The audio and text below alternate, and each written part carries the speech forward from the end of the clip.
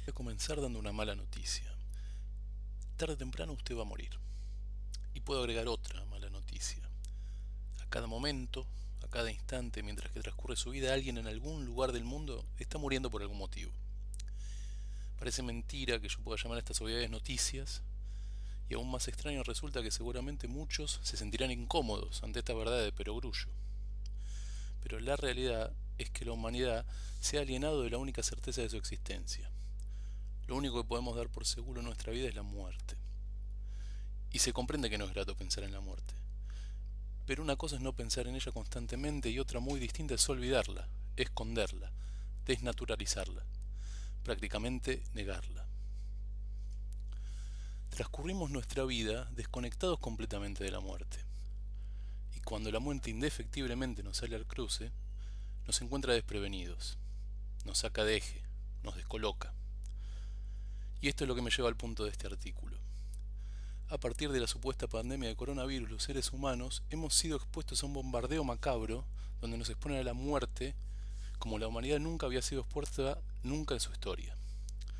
Y quiero aclarar que cuando digo como nunca, no estoy diciendo más que nunca. Porque ha ocurrido en el pasado guerras y pestes que han hecho que el ser humano se encuentre cara a cara con la muerte de la forma más cruenta. Pero esto no está ocurriendo ahora mismo. Lo que ocurre en este momento es que la muerte nos llega por medio de la propaganda.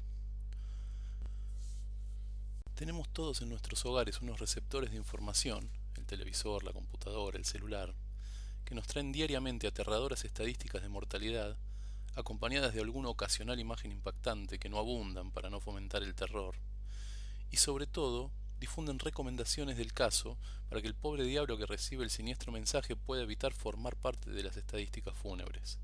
Recomendaciones que sin duda nadie seguiría si no estuviéramos frente a una supuesta catástrofe sanitaria. La muerte nos sale al cruce esta vez desde las noticias y las redes sociales. Vaya que la parca se ha modernizado. Vivimos evitando pensar en la muerte. Cuando la vida nos enfrenta a ella, ya sea porque algún ser querido enferma gravemente o fallece, o porque nosotros mismos nos encontramos debatiendo entre la vida y la muerte, por supuesto, lógicamente esto nos angustia.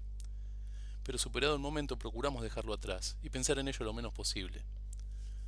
Algunos se apropian de esta experiencia y salen fortalecidos, pero otros la bloquean. Y continúan la vida como si nada hubiera pasado. O peor aún, viven su vida en desasosiego, constantemente temerosos de que pueda ocurrir algún otro hecho fatal. Y la verdad que no quiero seguir dando malas noticias, pero les aseguro que sin duda alguna que les va a ocurrir una vez más al menos. Estamos sin embargo en un momento de la historia donde se da la curiosidad de que la muerte se nos presenta en forma virtual. Virtual pero masiva. No pasa un día de nuestras vidas sin que sepamos cuánta gente se contagió y murió de coronavirus. En este momento hay 722.000 muertos por COVID-19 en el mundo. Esto hace que mucha gente haya modificado muy sensiblemente su estilo de vida a instancia de las recomendaciones e imposiciones gubernamentales. Muchos estamos encerrados en nuestras casas, pudiendo salir solo a comprar alimento y medicamentos, imposibilitados de ver familiares y seres queridos, imposibilitados de realizar las actividades que nos gustan, que nos realizan como seres humanos. Muchos han perdido su trabajo, viven carencias. Algunos han dejado de ir al hospital para evitar contagiarse, siguiendo las recomendaciones de los gobiernos, y se han visto en la paradoja, digna de una tragedia griega, de morir tratando de evitar la muerte. Y sin embargo, continuamos cumpliendo con estas recomendaciones e imposiciones. Todo a causa de promesas virtuales de muerte, porque la muerte que hemos desnaturalizado nos paraliza tan solo con asomar desde la pantalla de un televisor. Si no hubiéramos desnaturalizado la muerte frente a estos 722.000 fallecidos por el coronavirus, no deberíamos habernos paralizado y comenzado a seguir toda clase de indicaciones ridículas. Lo primero que tendríamos que haber hecho es preguntarnos, ¿esto cómo nos afecta? ¿Es mucho o es poco? ¿Es algo realmente distinto de lo que estaba pasando hasta ahora? Parece que un número de 6 cifras y las imágenes de alguna guardia mal llevada en Lombardía han sido suficientes para convencernos de que esto es una gran catástrofe y paralizarnos. Pero pocos se han preguntado si lo que ocurrió en Lombardía fue fruto de la epidemia o de la mala praxis, o más importante, si lo que ocurrió en Lombardía estaba ocurriendo también en su ciudad. Y no niego que haya un puñado de ciudades donde hubo serios problemas sanitarios y que esto haya causado muertes. pero un puñado de ciudades no son motivo suficiente para poner el mundo entero bajo llave. Antes dije que a cada instante alguien en el mundo muere por algún motivo. Pues bien, también a cada instante hay problemas sanitarios en alguna ciudad del mundo por algún motivo. Ahora tal vez el motivo sea el coronavirus. La pregunta es si esto es algo realmente distinto de lo que venía ocurriendo hasta ahora. Y para entender esto, no sirve de nada contar 722.000 muertos. Esta cifra hay que ponerla en relación con la población y con la mortalidad habituales. Es decir, han muerto 722.000 personas más de las que murieron en el mundo los años anteriores al 2020, o estas muertes son parte de las mismas a las que estábamos acostumbrados, solo que ahora, como novedad, nos dicen el número y le ponen un nombre de los medios. Y también, 722.000 es un número realmente importante en relación a la mortalidad habitual de un mundo con 6.000 millones de personas. En artículos anteriores intenté contestar estas interrogantes, haciendo la serie de mortalidad semanal registrada en 2020 comparándola con la serie de los últimos 5 años, del 2015 al 2019. Es sorprendente que esta información no se encuentre disponible para casi ningún país, mientras que hay infinidad de sitios dedicados a difundir las estadísticas de COVID. Pude analizar finalmente, según la información disponible, 4 países: Inglaterra y Gales, Suecia, Suiza y Brasil.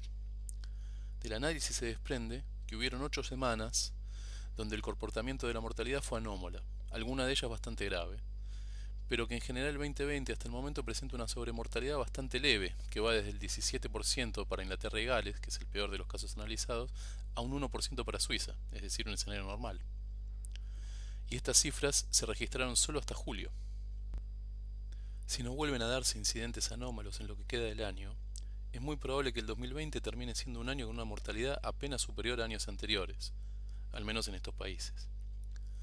Si bien esta muestra es limitada y no puede ser tomada como concluyente, si extrapolamos este resultado a la generalidad del mundo, claramente no estarían justificadas las terribles medidas de control social que se han dado durante la supuesta pandemia, sobre todo en países donde el lockdown fue especialmente largo y restrictivo, como en Argentina, donde la cuarentena ya lleva más de 140 días. Sin embargo, comencé a investigar lo antes descrito porque quería contrastar los datos analíticos con otro argumento que me lleva a pensar que el manejo de esta supuesta pandemia es un error, que es el de mi experiencia personal. Y en este sentido, invito al escucha a hacer el siguiente ejercicio. Pregúntese si usted conoce varias personas que hayan muerto de coronavirus. Si conoce usted muchas personas que hayan estado internadas en grave estado por coronavirus. Si la mayoría de sus conocidos ha padecido de alguna forma esta enfermedad.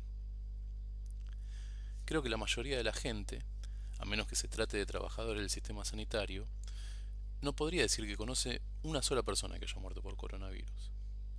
Muchos podrán decir que conocen seguramente a alguna persona que haya muerto por esta enfermedad. Por respeto no voy a dirigirme directamente a quienes han perdido un ser querido, pero en general me pregunto si no ocurre que, eventualmente, alguno de nuestros afectos desafortunadamente fallece.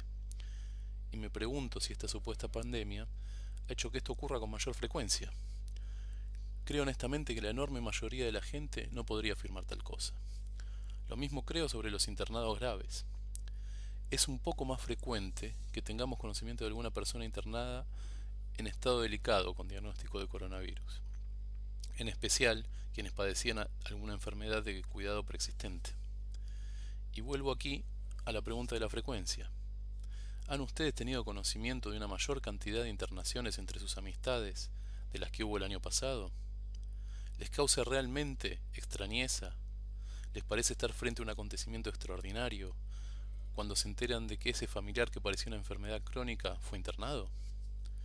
Nuevamente, no creo que mucha gente pueda, con una mano en el corazón, decir que este año las enfermedades de amigos y familiares, que son desafortunadas sin duda, estén fuera de la normalidad. Y visto de otro modo, he presenciado hechos médicos completamente fuera de lo normal en años donde no se declaró ninguna pandemia. Algunos pocos casos de anormalidad son paradójicamente normales. La normalidad estadística consiste en que los hechos anormales se repitan con una frecuencia también anormal. Finalmente estoy seguro de que todos conocen a alguna o varias personas que han sido testeadas positivo de coronavirus y que han cursado la enfermedad sin mayores contratiempos, al menos desde el punto de vista clínico, porque la enfermedad impone ciertas restricciones sociales que sí son realmente anómalas. Y si esto les resulta fuera de lo común, pregúntense entonces cuántas personas han conocido a lo largo de los años que hayan cursado alguna enfermedad, desde un resfrío hasta una gastroenteritis, sin problema significativo. Teniendo en cuenta estas consideraciones, entonces, sostengo que las enormes restricciones impuestas a la población mundial durante el 2020 han sido como mínimo descomunalmente exageradas, si no por completo innecesarias. Quienes defienden las cuarentenas y demás restricciones a la vida normal, cuando se ven ya imposibilitados de argumentar sobre la terrible gravedad de la pandemia, gravedad la cual, como vimos, hay muy poco o ninguna evidencia, esgrimen el argumento de que es precisamente por estas medidas restrictivas que la situación no se ha desmadrado. Voy a refutar este argumento desde 3 puntos de vista distintos. Primero, el contrafáctico. No es posible basar la defensa de un argumento en algo que no ocurrió. No sabemos qué hubiera pasado si la situación se hubiera manejado de otra forma, y por lo tanto no podemos defender lo que ocurre ante la alternativa de lo que podría haber ocurrido, porque no se puede decir a ciencia cierta qué es lo que hubiera ocurrido pero no ocurrió, porque en su lugar ocurrió lo que no hubiera ocurrido si hubiera ocurrido el otro. Y ya sé que parece un trabalenguas, pero este es el problema de los argumentos contrafácticos. Segundo, el fáctico.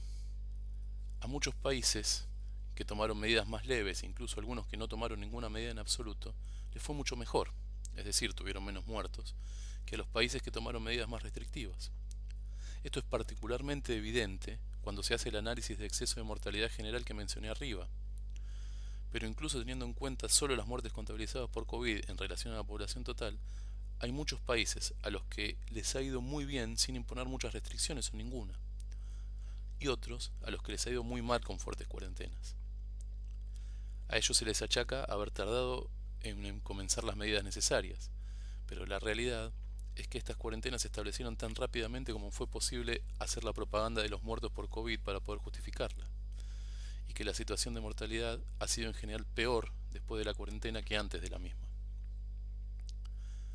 Finalmente existe una tercera perspectiva, que es bastante antipática, pero a mi criterio es la más válida, y que tiene que ver con la proporcionalidad. Si vamos a tomar medidas extremas que nos separan de nuestros afectos, de las actividades que le dan sentido a nuestra existencia y que en muchos casos destruyen o menoscaban nuestros medios de vida, debemos estar en presencia de una catástrofe. Y en presencia significa que una enorme y extraordinaria masa de muertos debe aparecer antes de tomar las medidas, allí donde se tomen. Semejante cosa no se puede hacer por las dudas. Deben hacerse una vez que la catástrofe se ha desatado, para minimizar las pérdidas de quienes han sobrevivido al impacto inicial de un evento que ya ha provocado un daño irreparable. Porque las medidas preventivas constituyen en sí mismas un daño irreparable. Entonces, la magnitud de este daño no puede ser mayor al daño original. Y de ninguna manera se puede justificar en un supuesto daño futuro incomprobable.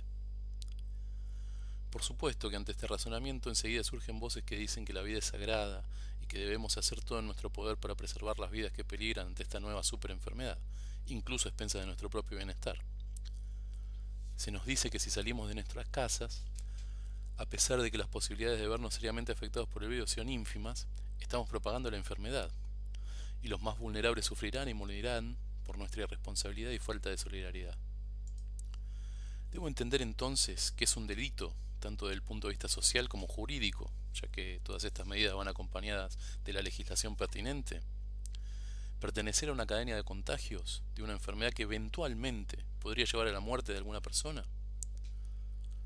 ¿No tendría entonces que estar preso desde ya hace muchos años, junto con varios otros millones de personas que han contribuido a la contagiosidad de algún pobre fallecido? ¿No deberíamos, en el mismo sentido, como suele decirse, prohibir que la gente se desplace en automóviles, por ejemplo, para evitar muertes por accidentes de tránsito? Que dicho sea de paso son mayores a las del COVID. Yo voy a ser exagerado en un extremo, pero quiero que el punto quede perfectamente claro. Le propongo a usted que me escucha una forma infalible de evitar contagiarse de coronavirus. Péguese un tiro. Sí, péguese un tiro. Si muere ahora, es 100% imposible que se contagie o muera en el futuro. ¿Le parece esto razonable? Bueno, por supuesto que no. Sin embargo, lo que estamos haciendo, solo que de a poco. No terminamos con nuestra vida instantáneamente, sino que vamos destruyendo de a poco todo lo que nos hace sentir vivos. Nuestros afectos, nuestras actividades favoritas, nuestra forma de subsistencia, nuestra vida misma. Y todo eso por nada, por una enfermedad igual a cualquier otra y que no cambia en nada nuestra experiencia vital. Un pobre pretexto para aterrorizarnos, para paralizarnos y destruirnos. Pobre pero de alguna forma muy eficiente. ¿Por qué este virus ha sido tan eficiente para destruir de forma masiva nuestra vida? No es por su letalidad, comprobadamente ínfima. Es porque los promotores de la pandemia y las restricciones se aprovechan de la desnaturalización que la humanidad viene experimentando respecto de la muerte. No queremos ni verla, ni enterarnos de ella. Entonces, basta que nos la refrieguen por la cara para que hagamos cualquier cosa en pos de abstraernos siquiera de la visión de la muerte. El por qué hay una serie de personas que fomentan este terror y estas restricciones, sea acaso de el tema de algún futuro video. Aquí solo quiero analizar por qué son exitosos. ¿Qué es lo que nos hace creer en los postulados más evidentemente absurdos y que solo sirven para justificar nuestra autodestrucción, pero que seguimos sin embargo a rajatabla contra todo buen juicio? La explicación es que hemos denaturalizado la muerte. Y naturalizar la muerte no quiere decir buscarla, ni quiere decir dejar de evitarla. Naturalizar la muerte quiere decir enfrentarla, como enfrentamos cualquier adversidad en la vida. Si la enfrentamos, podemos verla, podemos asignarle una magnitud y podemos saber cuánto puede afectarnos realmente y decidir qué lugar vamos a darle en nuestra vida. Y también si la enfrentamos, podemos a veces vencerla, al menos durante algún tiempo. Pero si la desnaturalizamos, lo que hacemos es huir de ella, nos acobardamos y nos paralizamos, y esto cuesta caro, porque nos desconecta de todo lo que significa ser humano. Por favor recuerde, querido escucha, que una de las cosas más estúpidas que uno puede hacer es dejar de vivir tan solo para evitar morir.